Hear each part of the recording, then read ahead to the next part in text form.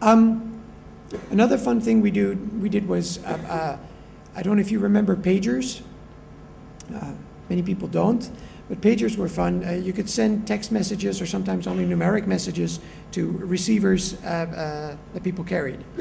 And of course, all of this was unencrypted in the air, so you could receive the radio code for a pager and then the message that was going to it, which was really fun if for a group of hackers that was having a party late at night. You would see these phone numbers come by and you would call them and you'd say, yes, you paged. And then they'd say, yeah, but I paged Richard. Yeah, Richard's gone for a moment. He gave me his pager. So what's up? Oh, I don't know, but where's Richard? Yeah, he's with this girl, but he gave me his pager, said if anybody wanted. What do you mean he's with this girl? You could do really funny tricks by answering people's pages. This is, I mean, we were all early 20s. This was a late night party, and I wouldn't do this. I wouldn't recommend doing this, and it's anyway, we had lots of fun. There was lots of people expecting shipments of drugs that we then sent around to other places. Like there's one person that really wants drugs, and there's other people that want repairs done. I have this broken machine, so we would send people that wanted drugs to pretend they were repair people. Because my friend, he has something, but he's working in this industrial company, and but he has something, he can give it to you, but you have to pretend that you're a repair person, otherwise the doorman won't let you in. So we'd send drug people to do industrial repairs and stuff. Good fun.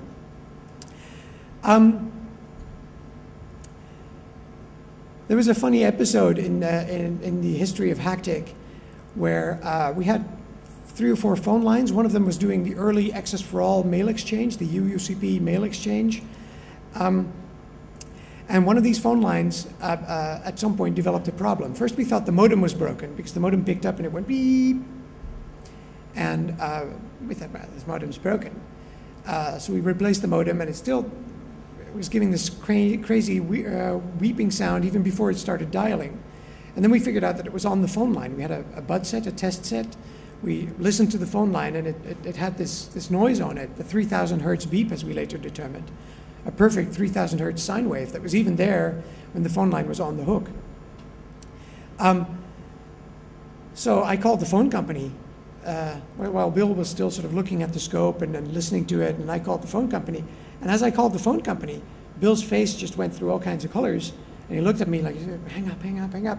And we discovered that when I picked up another phone line, we'd actually hear the voice, the sounds from that phone line on this broken phone line, but inverted. The 3,000 hertz beep went away, and we heard ourselves inverted. So we figured that's strange. That's probably very typical. We discovered that they had hooked up a device to tap us wrong.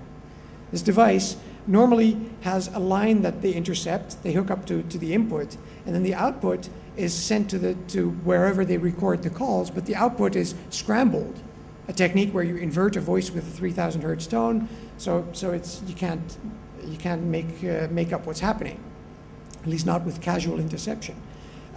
So they had given us one line that they were tapping, but then they hooked up the output to another line they were tapping from us, but it was a wrong hookup.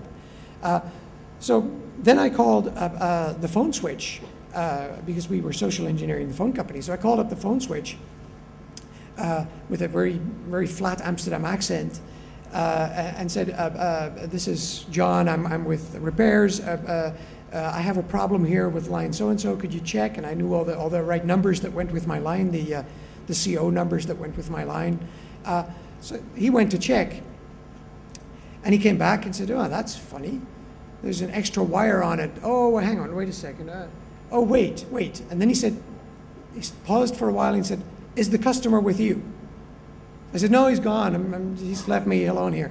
And, okay, it's going into this special room, right to the right of the door. I said, uh-huh. And I said, so what do we do now? He said, I don't know. They probably did something wrong. Shall I just unhook the wires? I said, yeah, that's probably good. So then I tried to think later, because this line that we were doing this on was also on tap. And I remember, I just imagine these people sitting there going, no! That's funny. Another interesting thing where we noticed that the intelligence community was taking an interest in us was when, this goes with a picture. Hang on. This is the picture.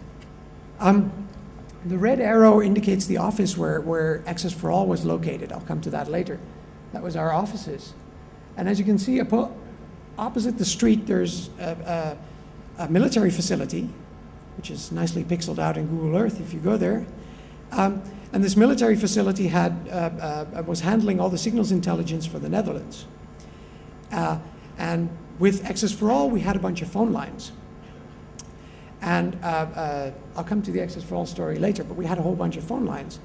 And at one point, we ordered 20 extra lines, and for that, they brought a 100 pair cable into our building. So they hooked us up to a street cable that had 100 pairs. However, they hooked us up to the wrong street cable. They hooked us up to a street cable going there. And this was at a time when all of Amsterdam was a complete mess, and the phone company didn't know, one hand didn't know what the other hand was doing. And the growth of networks was such that the older structures of the phone companies weren't keeping up. This is the early 90s, 93, 94.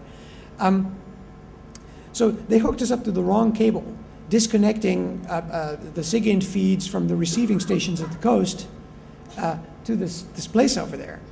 We never knew, because we weren't even in that building yet, because all we did was move our lines there.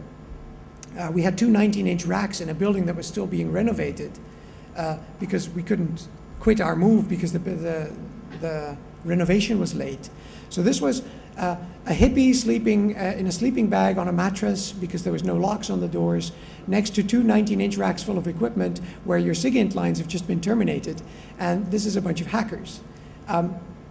What are they going to think?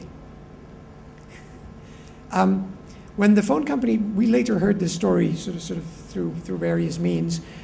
When the phone company went to explain to these people what had happened, already being summoned on a matter of state security and God knows what, they explained that there had been a mistake by the street people and their lines had been terminated at HITB Network. Apparently, the telecom person was almost dragged across the table by somebody shouting, "That's not a mistake, they're just making you think it's a mistake." We never noticed any of this at the time, except that there was digging, telephone company digging, because all the cables are underground, at 3 o'clock in the morning. And these people were digging like their lives depended on it, which they probably did. The HITB time was a relatively crazy time. There was no laws against hacking until '93. So there was people at parties breaking into U.S. military systems just for the heck of it, just because they could. Not to damage anything, but just to show off the nice FBI warnings about all the bad things that would happen to you. Of course, laughing about them because hacking was not a crime in any way in Holland. Sort of taunting the authorities by showing that could still be done. But as you remember, in 1989, we also wrote about citizens setting up their own networks, about people forming networks. We had our own internet provider back in 1991 because all the universities had internet. And we had broken into plenty of university accounts. We had an informal internet provider going where we were providing expats and press people with broken accounts so they could see this internet thing that we were always talking about. And some people at university were letting us use their accounts. So our internet access was fine. But in '93, the computer crime legislation came in. And we knew that we were on the shit list. We were going to get busted no matter what. So not only did we feel that it was really good to be setting up citizen networks, but in '93, we also needed to secure our own internet access. which was a major reason for starting Access for All.